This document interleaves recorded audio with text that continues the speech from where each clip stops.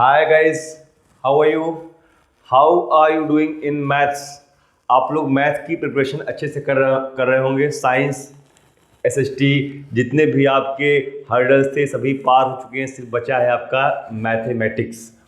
तो मैथमेटिक्स में जो अंतिम है, तो पूरा जोर, पूरी ताकत, जितनी आपके अंदर स्टेमिना है पूरी लगा दीजिए। और बिलीव मी कि आपका कुछ स्ट्रेटजी बताऊंगा जो कि आप करेंगे, उससे आपके मार्क्स इम्प्रूव नहीं, आप 70 प्लस स्कोर कर सकते हैं, कर लेंगे। बच्चे क्या करते हैं, बच्चे डिस्टर्ब हो जाते हैं कि ये पढ़े वो पढ़े, इनका पढ़े उनका पढ़े, यहाँ फलाना यूट्यूब से। तो आपको ये चीज़ नहीं करना है, आपको सिर्फ अपने आप पे विश्वास रखना है। इस समय लास्ट मोमेंट, अभी तक जो था आपने किया, बट लास्ट मोमेंट में आपको खुद पे विश्वास करना है और खुद का ही दिमाग लगा के आपको एग्जाम में करके आना है।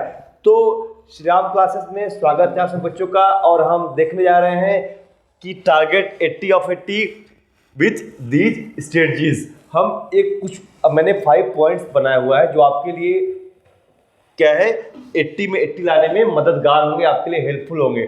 चलिए शुरू करते हैं, देखते हैं कैसे कैसे पॉइंट्स आपके लिए है। ठीक है, तो पहला देखते क्या है। आपको शुरुआत यहां से करना है कि learn all the formula by heart. जितने फॉर्मूले आपके चैप्टर में हैं, जितने फॉर्मूले आपके एनसीईआरटी बुक में हैं, उनको अच्छे से आपको याद कर लेना है। कि आपने चैप्टर याद कैसे करना है, ठीक याद ऐसे करना, आप चैप्टर 1 कर रहे हैं तो चैप्टर 1 का फॉर्मूला, जितने भी कंसेप्ट है उसको आप अच्छे से नोट कर लीजिए, एक जगह उसको याद कर लीजिए। चैप्टर वाइज आपको याद करना है, ऐसा नहीं कि सारे फॉर्मूला एक साथ ही याद करना है। तो चैप्टर 1 हो गया आपका। फिर जब चैप्टर 2 करेंगे, आप पॉलिनोमियल्स करेंगे, तो चैप्टर 2 आप उसका याद कर लीजिए। फॉर्मूले ज़्यादा है नहीं, फॉर्मूले कम है, कंसेप्ट थोड़ा सा आपको ध्यान देना है। तो जो फॉर्मूले आप जो चैप्टर करिए उसका फॉर्मूला अच्छे से बढ़िया से ऐसा याद कर लीजिए कि आप क्वेश्चन करिए, उसका याद कैसे करेंगे, क्वेश्चन करिए और क्वेश्चन करते वक्त आप बुक को ओपन मत करिए, अपने से करिए, फिर आंसर चेक कीजिए। ये लास्ट मोमेंट है बेटा, लास्ट मोमेंट। आप जितनी एनर्जी आपके अंदर है, जितनी आपके अंदर ऊर्जा है, सारा क्या आप यूज करिए, सारा यूटिलाइज कीजिए ताकि आपके मार्क्स अच्छे आए। उसके बाद आपको क्या करना है, कंप्लीट एनसीईआरटी फर्स्ट। आपको सैंपल पेपर, कुछ बच्चे थोड़ा सा इधर थोड़ा उधर, थोड़ा आर डी शर्मा, थोड़ा आर एस अग्रवाल, ऐसे बंदर की तरह कूदना नहीं है आपको बढ़िया से पहले क्या फर्स्ट फोकस क्या होना चाहिए, फर्स्ट फोकस आपका होना चाहिए एनसीईआरटी का। तो पहले आप क्या करिए, पूरा जो आपका एनसीईआरटी का है, आपका चैप्टर 1 2 जितने क्वेश्चंस है इंक्लूडिंग एग्जांपल्स, उसको फिनिश करने का प्रयास कीजिए। उसको 1-2 बार खत्म कीजिए ताकि वो आपके दिमाग में अच्छे से बैठ जाए क्वेश्चन। आपका 70% क्वेश्चन जो होते हैं वो 70% क्वेश्चन नहीं, 70% मार्क कहाँ से आएंगे, एनसीईआरटी से आएंगे। आउट ऑफ 80 बात कर रहा हूँ मैं, 80 में 70 और जिसको एनसीईआरटी आ गया, वो 80 में 70 लाएगा ही लाएगा। और उसके बाद then go to PYQ then sample paper. अगर आपका हो गया है, अगर आपको लगता है कि मुझे एनसीईआरटी आ चुका है, एनसीईआरटी के कोने कोने जर्रे से मैं वाकिफ हूँ, तो आप जाके पीवाईक्यूज और सैंपल पेपर को ढूंढिए, उसका क्वेश्चन करिए। क्लियर?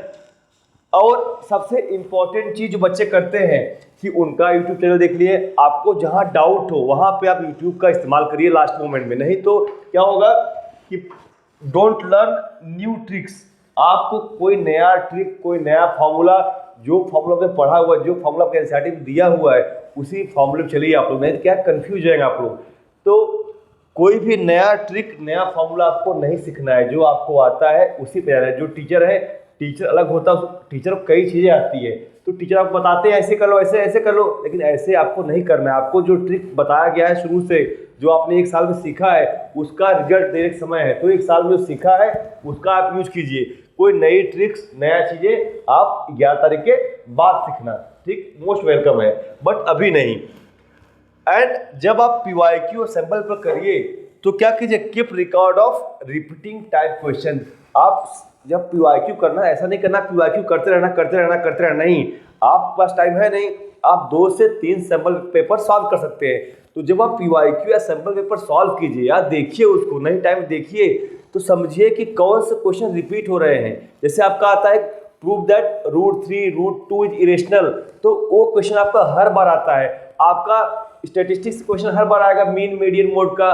प्रोबेबिलिटी क्वेश्चन, आपका जो क्वेश्चन आप देख रहे हैं रिपीट हो रहे हैं, आपका आप क्वेश्चन करते लिखा होता है उसमें कि 2010, 15, 16, 19 में आया हुआ है, वो क्वेश्चन आप जरूर से जरूर उसे नोट कीजिए, समझिए, उसको कैसे कीजिए, अपने पास रखिए, ताकि आपके पास जब आप एग्जाम में जाए अगर वही क्वेश्चन आए।